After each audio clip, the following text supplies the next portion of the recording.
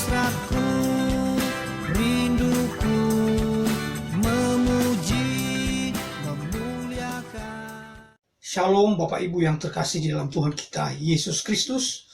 Ada satu kitab dalam Alkitab yang mana ungkapannya, kata-katanya itu adalah sia-sia. Dia mengatakan bahwa segala sesuatu adalah sia-sia. Segala macam usaha dalam kehidupan ini, semua pekerjaan adalah kesia-siaan.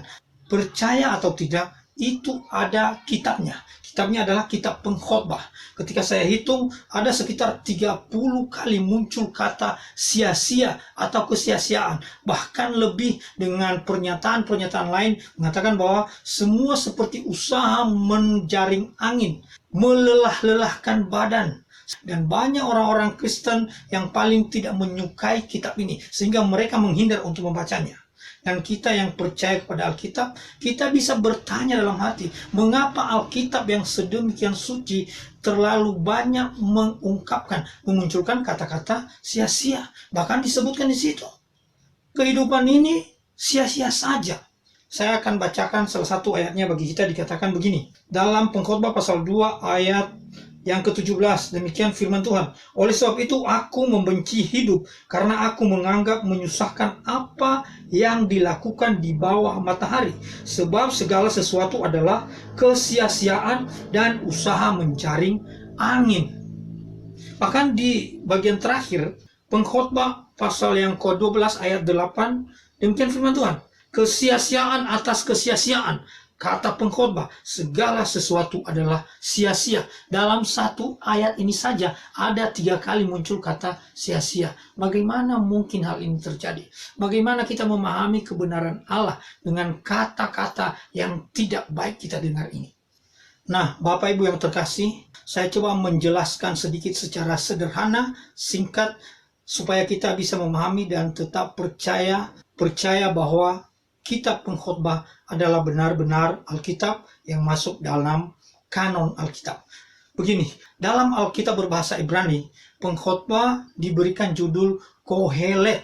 Kitab ini sudah dipercaya secara umum bahwa ditulis oleh Salomo. Salomo kita tahu bahwa dia seorang yang sangat berhikmat. Bahkan Alkitab menceritakan, mengungkapkan bahwa hikmatnya melebihi semua orang yang pernah hidup di bumi, termasuk untuk kita saat ini. Dia orang paling berhikmat. Tetapi mengapa dia tulis kesia-siaan? Secara ringkas saya mau ungkapkan bahwa apa yang disampaikan oleh Salomo menunjukkan kepada kita bahwa bagaimanapun juga berjeri-jeri lelah, bersusah-susah, kita mencari hidup, mencari kebaikan di dunia ini, di bawah matahari, itu jelas-jelas sia-sia kalau berada di luar anugerah Allah.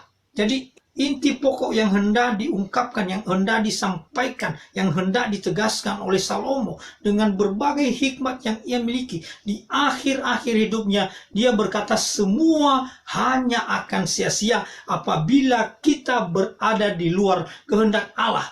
Seorang sarjana Alkitab terbaik yang membidangi Perjanjian Lama, dia menulis buku survei Perjanjian Lama, namanya Andrew Hill, menyatakan bahwa tujuan Kohelet, yaitu kitab Pengkhotbah, adalah untuk menegaskan bahwa tidak ada sesuatu pun di bawah matahari yang mampu memberikan arti kehidupan. Jadi Bapak Ibu dan saudara-saudara yang terkasih, kita sudah memahami secara prinsip, secara mendalam apa yang dimaksudkan oleh kitab Pengkhotbah ketika dia menuliskan ungkapan segala sesuatu adalah sia-sia. Maksudnya adalah bahwa kehidupan kita yang kita jalani di bawah matahari ini hanya akan sia-sia apabila kita berada di luar kasih karunia Allah. Oleh sebab itu, marilah kita hidup takut akan Allah. Marilah kita hidup di dalam lingkup kasih, kuasa, dan pemeliharaan Allah. Selagi ada kesempatan dalam hidup ini, marilah kita hidup memuji, memuliakan Tuhan. Pengkhotbah memerintahkan dan menegaskan kepada kita supaya kita hidup takut akan Allah. Supaya kita hidup memuji dan memuliakan Allah selama kehidupan ini. Baiklah kita melakukan hal ini dan kita benar-benar percaya bahwa kitab Pengkhotbah mengajarkan kita kehidupan yang menyembah Allah selama-lamanya. Tuhan memberkati. Hidup hasratku